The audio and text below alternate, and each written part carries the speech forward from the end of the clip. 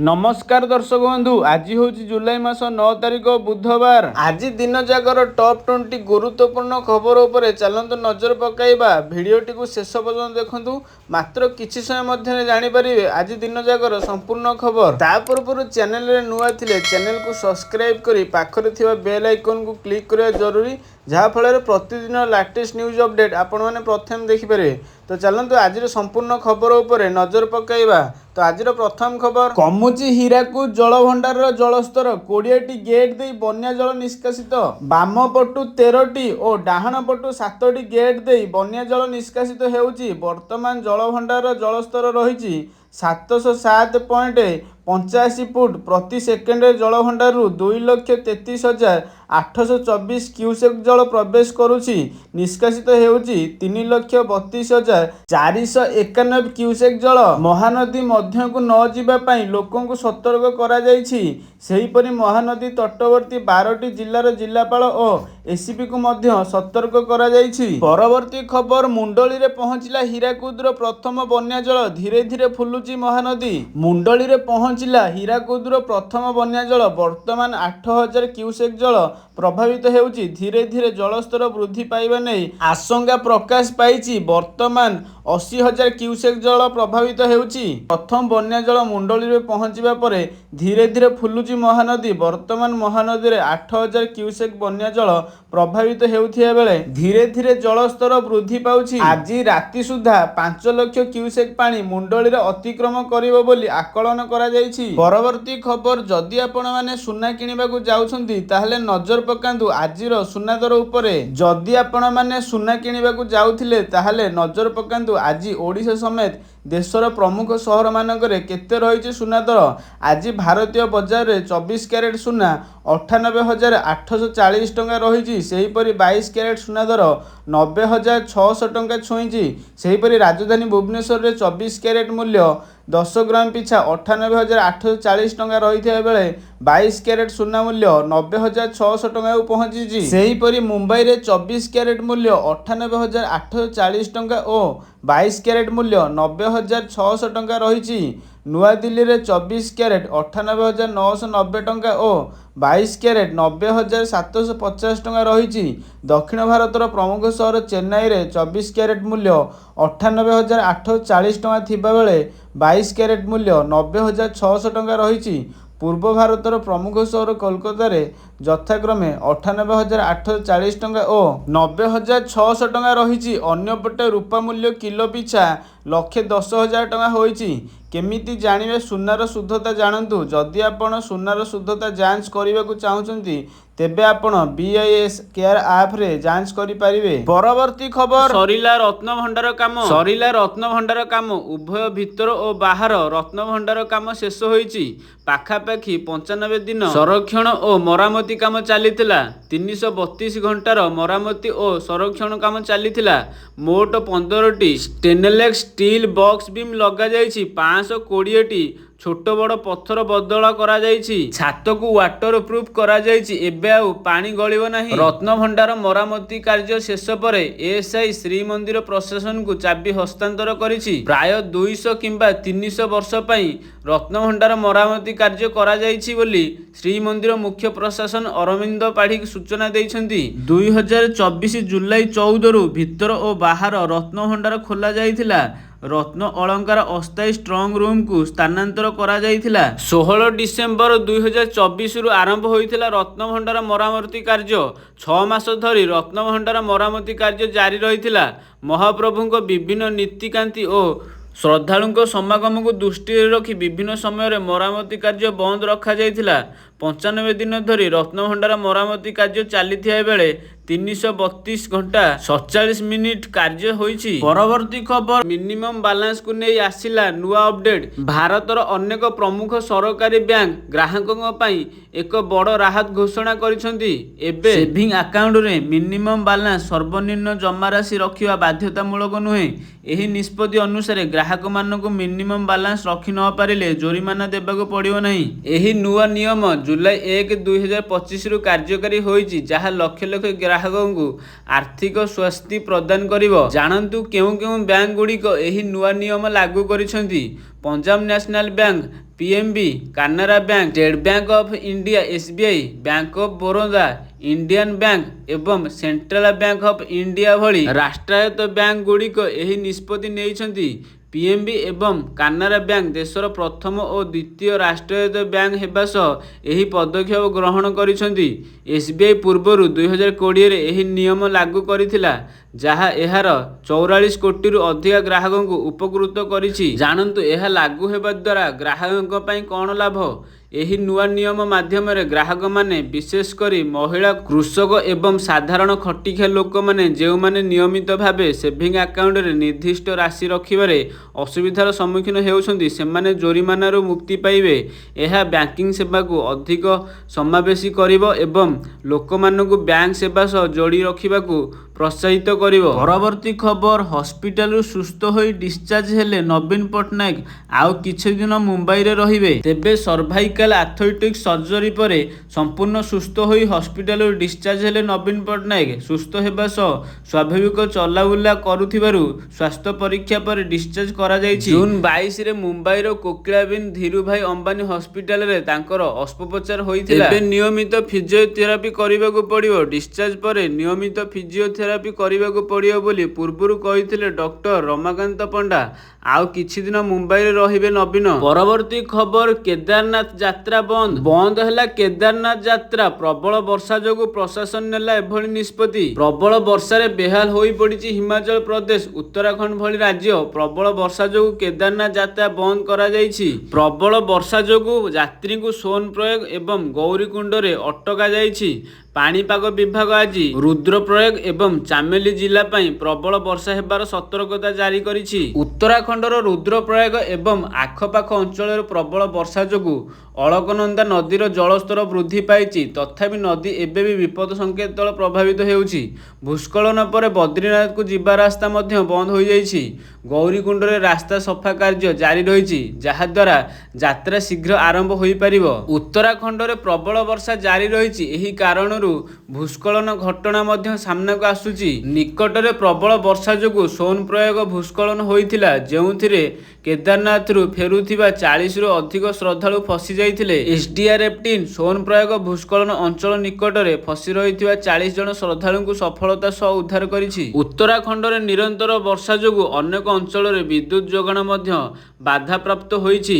ଅନେକ ସ୍ଥାନରେ ପାନୀୟ ଜଳ ଯୋଗାଣ ପ୍ରଭାବିତ ହୋଇଛି। ତେବେ ଉତ୍ତରାଖଣ୍ଡର 4ଟି ଜିଲ୍ଲାରେ ଭୂସ୍ଖଳନ ଚେତାବନୀ ଦିଆଯାଇଛି। ଆଜି ଏବଂ ଆସନ୍ତାକାଲି ଟିହରି, ରୁଦ୍ରପ୍ରୟାଗ, ଚମୋଲି ଏବଂ ଉତ୍ତର କାଶ୍ମୀରରେ ଭୂସ୍ଖଳନ ସମ୍ଭାବନା ରହିଛି। ତେଣୁ ଲୋକମାନଙ୍କୁ ଆଲର୍ଟରେ ରଖାଯାଇଛି। ପରବର୍ତ୍ତୀ ଖବର, ଅଭିଯୋଗ ଶୁଣୁଛନ୍ତି ମୁଖ୍ୟମନ୍ତ୍ରୀ। ମୋହନ ଚରଣ ମାଝୀ। ନିକଟରେ ଚାଲିଛି ଅଭିଯୋଗ ଶୁଣାଣି। 1000 ଲୋକଙ୍କ ଅଭିଯୋଗ ଶୁଣିବେ ମୁଖ୍ୟମନ୍ତ୍ରୀ ମୋହନ ମାଝୀ।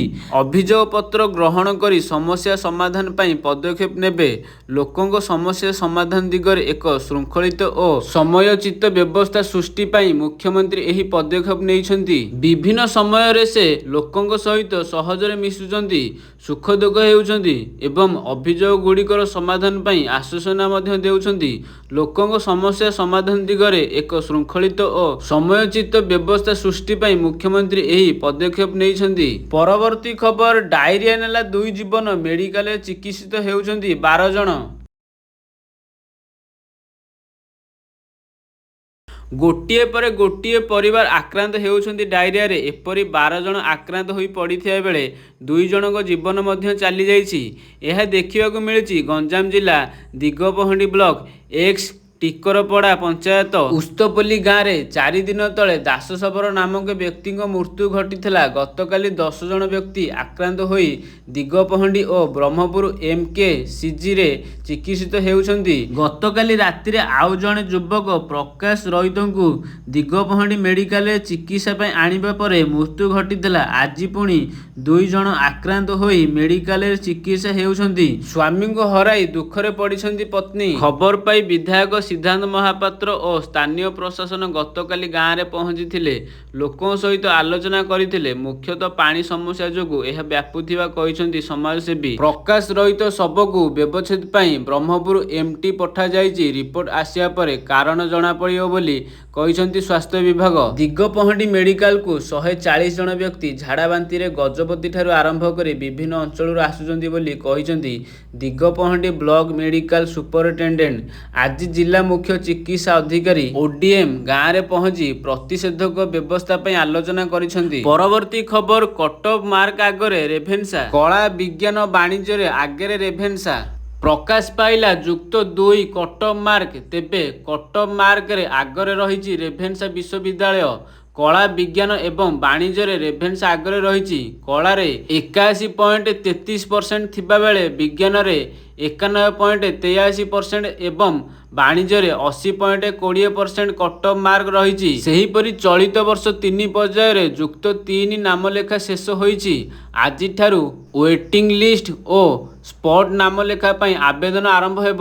ଯେଉଁ ଛାତ୍ରଛାତ୍ରୀ ନାମଲେଖାରୁ ବଞ୍ଚିତ ହୋଇଛନ୍ତି ସେମାନେ ଏହି ରାଉଣ୍ଡରେ ସୁଯୋଗ ପାଇପାରିବେ। ସେଲ୍ ଫାଇନାନ୍ସ ଏବଂ ସଂସ୍କୃତି କଲେଜର ପିଲାମାନେ ମଧ୍ୟ ଆବେଦନ କରିପାରିବେ। ଆସନ୍ତା ଗୁରୁବାର 10 ତାରିଖ ରାତି 11:45 ଯାଏଁ ଆବେଦନ କରିହେବ। ପରବର୍ତ୍ତୀ ଖବର, ଆଜି ଆସିବ ମେଗା ତାଲିକା। ଯୁକ୍ତ 2 ନାମଲେଖା ପାଇଁ ଆଜି ଆସିବ ପ୍ରଥମ ମେଗା ତାଲିକା। 2025-26 ଶିକ୍ଷାବର୍ଷରେ ରାଜ୍ୟର ଉଚ୍ଚ ମାଧ୍ୟମିକ ବିଦ୍ୟାଳୟ ବା କନିଷ୍ଠ ମହାବିଦ୍ୟାଳୟ ଗୁଡ଼ିକରେ ଯୁକ୍ତ 2 କଳା ବିଜ୍ଞାନ ବାଣିଜ୍ୟ ଧନ୍ଦାମୂଳକ ଶିକ୍ଷାରେ ପ୍ରଥମ ବର୍ଷ ନାମଲେଖା ପାଇଁ ଆବେଦନ ଶେଷ ହୋଇଛି। ଆଜି ପୂର୍ବାହ୍ନ 11:45 ପ୍ରଥମ ମେଗା ତାଲିକା ପ୍ରକାଶ ପାଇବ। ତେବେ ମନୋନୀତ ଛାତ୍ରଛାତ୍ରୀ 8ରୁ 14 ତାରିଖ ମଧ୍ୟରେ ଉଚ୍ଚ ମାଧ୍ୟମିକ ବିଦ୍ୟାଳୟରେ ନାମ ଲେଖାଇବେ। 11 ତାରିଖରେ ଦ୍ୱିତୀୟ ମେଗା ତାଲିକା ପ୍ରକାଶ ପାଇବ। ଏହି ପର୍ଯ୍ୟାୟରେ ନାମଲେଖା 23ରୁ 28 ମଧ୍ୟରେ ଅନୁଷ୍ଠିତ ହେବ। ସ୍ପଟ୍ ମେଧା ତାଲିକା ଅଗଷ୍ଟ 7 ତାରିଖରେ ପ୍ରକାଶ ପାଇବ। ଅଗଷ୍ଟ 8ରୁ 13 ମଧ୍ୟରେ ନାମଲେଖା ପାଇଁ ସମୟସୀମା ଧାର୍ଯ୍ୟ କରାଯାଇଛି। ଜୁଲାଇ 24ରୁ ଏକାଦଶ ଶ୍ରେଣୀ ପାଠ ପଢ଼ା ହେବ। ପରବର୍ତ୍ତୀ ଖବର, ଓଡ଼ିଶାରେ ବର୍ଷା ଜାରି ରହିଥିବା ବେଳେ ସୋମବାର ବିଭିନ୍ନ ଜିଲ୍ଲାରେ ପ୍ରବଳରୁ ଅତି ପ୍ରବଳ ବର୍ଷା ସମ୍ଭାବନା ରହିଛି। ତେବେ ପ୍ରବଳରୁ ଅତି ପ୍ରବଳ ବର୍ଷା ନେଇ 8ଟି ଜିଲ୍ଲାକୁ ଜାରି ହୋଇଛି ଅରେଞ୍ଜ ୱାର୍ଣ୍ଣିଂ। କେନ୍ଦୁଝର, ଅନୁଗୁଳ, ଦେବଗଡ଼, ସୁନ୍ଦରଗଡ଼, ଝାରସୁଗୁଡ଼ା, ସମ୍ବଲପୁର, ବରଗଡ଼ ଓ ନୂଆପଡ଼ା ଜିଲ୍ଲାର କିଛି ସ୍ଥାନରେ ବିଜୁଳି ଘଡ଼ଘଡ଼ି ସହ ପ୍ରବଳ ବର୍ଷା ସମ୍ଭାବନା ରହିଛି। ସେହିଭଳି ବଲାଙ୍ଗୀର, ସୋନପୁର, ବୌଦ୍ଧ, କନ୍ଧମାଳ, କଳାହାଣ୍ଡି, ନୟାଗଡ଼, କଟକ ଓ ଢେଙ୍କାନାଳ ଜିଲ୍ଲାରେ ପ୍ରବଳ ବର୍ଷା ସମ୍ଭାବନା ଥିବାବେଳେ ଉପରୋକ୍ତ ଜିଲ୍ଲାଗୁଡ଼ିକୁ ୟେଲୋ ସତର୍କତା ସୂଚନା ଜାରି କରାଯାଇଛି। ପରବର୍ତ୍ତୀ ଖବର, ପୂରଣ ହେବ ଖାଲି ଥିବା ପଦବୀ। ପୂରଣ ହେବ ଖାଲି ପଦବୀ। ବୈଠକ ଡାକିଲେ ରାଜ୍ୟ ସରକାର। ନିଯୁକ୍ତି ପ୍ରକ୍ରିୟାକୁ ତ୍ୱରାନ୍ୱିତ କରିବାକୁ ଗୁରୁତ୍ୱ ଦେଇଛନ୍ତି ରାଜ୍ୟ ସରକାର। ସେଥିପାଇଁ ସଚିବ ସ୍ତରୀୟ ବୈଠକ ଡାକି ସର୍ବଶେଷ ରିପୋର୍ଟ ଦାଖଲ ପାଇଁ ମଧ୍ୟ ନିର୍ଦ୍ଦେଶ ଦିଆଯାଇଛି। ସବୁ ବିଭାଗକୁ ସାଧାରଣ ପ୍ରଶାସନ ବିଭାଗ ପକ୍ଷରୁ ଚିଠି ମିଳିଛି। 41ଟି ବିଭାଗରେ 3,87,706 ପଦବୀ ଥିବାବେଳେ ସେଥିମଧ୍ୟରୁ 96,854 ପଦବୀ ଖାଲି ପଡ଼ିଛି। ରାଜ୍ୟରେ ସରକାରୀ ବିଭାଗ ଗୁଡ଼ିକରେ ପଦବୀ ଗୁଡ଼ିକ ଖାଲି ପଡ଼ିଥିବା ବେଳେ ସେସବୁ ପୂରଣ କରିବା ପାଇଁ ରାଜ୍ୟ ସରକାର ସଚିବ ସ୍ତରୀୟ ବୈଠକ ଡାକି ରିପୋର୍ଟ ଦାଖଲ ପାଇଁ ନିର୍ଦ୍ଦେଶ ଦେଇଛନ୍ତି। ପରବର୍ତ୍ତୀ ଖବର, ବାଇକ୍ ଓ ଅଟୋ ପାଇଁ କେନ୍ଦ୍ରମନ୍ତ୍ରୀଙ୍କ ନୂଆ ନିୟମ। ବାଇକ୍ ଓ ଅଟୋ ପାଇଁ ନୀତିନ ଗଡ଼କରୀଙ୍କ ନୂଆ ନିୟମ। ନିୟମ ନ ମାନିଲେ ଦେବାକୁ ପଡ଼ିବ ବଡ଼ ଜୋରିମାନା। କେନ୍ଦ୍ରୀୟ ସଡ଼କ ପରିବହନ ଓ ରାଜମାର୍ଗ ମନ୍ତ୍ରୀ ନୀତିଶ ଗଡ଼କରୀଙ୍କ ନେତୃତ୍ୱରେ ଭାରତ ସରକାରଙ୍କ 2 ଚକିଆ ବାଇକ୍ ଓ 3 ଚକିଆ ଅଟୋ ଯାନ ପାଇଁ ନୂଆ ଟ୍ରାଫିକ୍ ନିୟମ ଜାରି କରିଛନ୍ତି। 2025ରେ ଲାଗୁ ହୋଇଥିବା ଏହି ନିୟମଗୁଡ଼ିକ ସଡ଼କ ସୁରକ୍ଷା ବଢ଼ାଇବା ଓ ଦୁର୍ଘଟଣା ହ୍ରାସ କରିବା ଲକ୍ଷ୍ୟରେ ପ୍ରଣୟନ କରାଯାଇଛି। ମୋଟର ଯାନ ଆଇନ 2019ର ସଂଶୋଧନ ଅନୁଯାୟୀ ନିୟମ ଉଲ୍ଲଂଘନ କଲେ ବାଇକ୍ ଓ ଅଟୋ ଚାଳକଙ୍କୁ ଭାରୀ ଚାଲାଣ ଦେବାକୁ ପଡ଼ିବ। ଏହି ନିୟମଗୁଡ଼ିକ ମୁଖ୍ୟ ଉଦ୍ଦେଶ୍ୟ ହେଉଛି ସଡ଼କରେ ଶୃଙ୍ଖଳା ବଜାୟ ରଖିବା ଓ ଜୀବନହାନି ରୋକିବା। ନିୟମ ଓ ଚାଲାଣର ମୂଲ୍ୟ। ନୀତିନ ଗଡ଼କରୀଙ୍କ ଅଧୀନରେ ଜାରି ହୋଇଥିବା ନୂଆ ନିୟମ ଅନୁଯାୟୀ କିଛି ପ୍ରମୁଖ ଟ୍ରାଫିକ୍ ଉଲ୍ଲଂଘନ ଓ ସେଗୁଡ଼ିକର ଜୋରିମାନା ନିମ୍ନଲିଖିତ 3 ଜଣ ସଫର ଟ୍ରିପଲ ରାଇଡିଂ ବାଇକରେ 2 ଜଣଙ୍କ ବଦଳରେ 3 ଜଣ ସଫର କଲେ 1000 ଟଙ୍କା ଜୋରିମାନା। ବୀମା ବିନା ଯାନ ଚାଲଣା ବୀମା ବିନା ବାଇକ୍ କିମ୍ବା ଅଟୋ ଚାଲଣ କଲେ 2000 ଟଙ୍କା ଜୋରିମାନା, ଯାହା ଦ୍ୱିତୀୟ ଥର ଉଲ୍ଲଂଘନ କଲେ 4000 ଟଙ୍କା ହେବ। ଏହା ସହିତ 3 ମାସ ଜେଲ୍ ଓ ସମାଜ ସେବାର ଦଣ୍ଡ ମଧ୍ୟ ହୋଇପାରେ। ପ୍ରଦୂଷଣ ସାର୍ଟିଫିକେଟ PUC ବିନା ବୈଧ PUC ସାର୍ଟିଫିକେଟ ବିନା ଯାନ ଚାଲଣ କଲେ 10,000 ଟଙ୍କା ଜୋରିମାନା ଓ 6 ମାସ ଜେଲ୍ ସହିତ ସମାଜ ସେବାର ଦଣ୍ଡ। ବେପରୁଆ ଡ୍ରାଇଭ୍ ବେପରୁଆ ଭାବେ ବାଇକ୍ କିମ୍ବା ଅଟୋ ଚାଲଣ କଲେ 5,000 ଟଙ୍କା ଜୋରିମାନା। ଅତ୍ୟଧିକ ଗତି ଓଭର ସ୍ପିଡ୍ ନିର୍ଦ୍ଧାରିତ ଗତିସୀମା ଅତିକ୍ରମ କଲେ 1,000 ରୁ 2,000 ଟଙ୍କା ଜୋରିମାନା। ଜରୁରୀ ଯାନକୁ ପଥ ନଦେବା ଆମ୍ବୁଲାନ୍ସ କିମ୍ବା ଅଗ୍ନିଶମ ଯାନ ଆଦି ଜରୁରୀ ଯାନକୁ ପଥ ନଦେଲେ 10,000 ଟଙ୍କା ଜୋରିମାନା। ମଦ୍ୟପାନ କରି ଡ୍ରାଇଭ୍ ମଦ୍ୟପାନ କରି ଚାଲଣ କଲେ 10,000 ଟଙ୍କା ଜୋରିମାନା ଓ 6 ମାସ ଜେଲ୍ ଏବଂ ପୁନରାବୃତ୍ତି ହେଲେ 15,000 ଟଙ୍କା ଓ 2 ବର୍ଷ ଜେଲ୍। ମୋବାଇଲ ଫୋନ୍ ବ୍ୟବହାର ଡ୍ରାଇଭ୍ ସମୟରେ ମୋବାଇଲ ଫୋନ୍ ବ୍ୟବହାର କଲେ ଜୋରିମାନା, କିନ୍ତୁ ହ୍ୟାଣ୍ଡସିପ୍ ବ୍ୟବହାର କଲେ ଚାଲାଣ କଟାଯିବ ନାହିଁ। ଅନ୍ୟାନ୍ୟ ନିୟମ ଓ ଜରୁରୀ ସୂଚନା ହେଲମେଟ୍ ବାଧ୍ୟତାମୂଳକ ବାଇକ୍ ଚାଲଣ ଓ ପିଲିୟନ ରାଇଡର ଉଭୟଙ୍କୁ ହେଲମେଟ୍ ପିନ୍ଧିବା ବାଧ୍ୟତାମୂଳକ। ଏହା ନ ମାନିଲେ ଚାଲାଣ କଟାଯିବ। ଡ୍ରାଇଭ୍ ଲାଇସେନ୍ସ ଓ ଦସ୍ତାବିଜ ଚାଲଣକୁ ବୈଧ ଡ୍ରାଇଭ୍ ଲାଇସେନ୍ସ ବିନା ରେଜିଷ୍ଟ୍ରେସନ ସାର୍ଟିଫିକେଟ ଓ PUC ସାର୍ଟିଫିକେଟ ସାଙ୍ଗରେ ରଖିବାକୁ ପଡ଼ିବ। ଡିଜିଟାଲ କପି ସହିତ ଭୌତିକ କପି ରଖିବା ମଧ୍ୟ ବାଞ୍ଛନୀୟ। ଚାଲାଣ ଦେୟ ସମୟ ଚାଲାଣ ଜାରି ହେବାର 60 ଦିନ ମଧ୍ୟରେ ଦେୟ ଦେବାକୁ ହେବ, ନଚେତ୍ କୋର୍ଟ ସମନ ଜାରି ହୋଇପାରେ ଏବଂ ଡ୍ରାଇଭ୍ ଲାଇସେନ୍ସ ବାତିଲ ହୋଇପାରେ। ତ ଫ୍ରେଣ୍ଡସ୍, ଇଏ ଥିଲା ଆଜି ଦିନ ଯାକର କିଛି ଗୁରୁତ୍ୱପୂର୍ଣ୍ଣ ଖବର। ତ ଭିଡ଼ିଓ ଆପଣମାନଙ୍କୁ କିପରି ଲାଗିଲା? ଯଦି ଭିଡ଼ିଓ ଭଲ ଲାଗିଥାଏ ତାହେଲେ ଭିଡ଼ିଓ ଗୋଟେ ଲାଇକ୍ କରିବା ସହିତ ଆପଣଙ୍କ ମତାମତକୁ କମେଣ୍ଟରେ ଜଣାନ୍ତୁ। ଆଉ ଚ୍ୟାନେଲକୁ ସବସ୍କ୍ରାଇବ୍ କରିବା ସହିତ ପାଖରେ ଥିବା ବେଲ୍ ଆଇକନ୍କୁ କ୍ଲିକ୍ କରିବା ଜରୁରୀ, ଯାହାଫଳରେ ପ୍ରତିଦିନର ଏମିତି ଲାଟେଷ୍ଟ ନ୍ୟୁଜ୍ ଅପଡ଼େଟ୍କୁ ଆପଣମାନେ ପ୍ରଥମେ ଦେଖିପାରିବେ। ତ ଭିଡ଼ିଓ ପୁରା ଶେଷ ପର୍ଯ୍ୟନ୍ତ ଦେଖିଥିବାରୁ ଆପଣଙ୍କୁ ବହୁତ ସାରା ଧନ୍ୟବାଦ।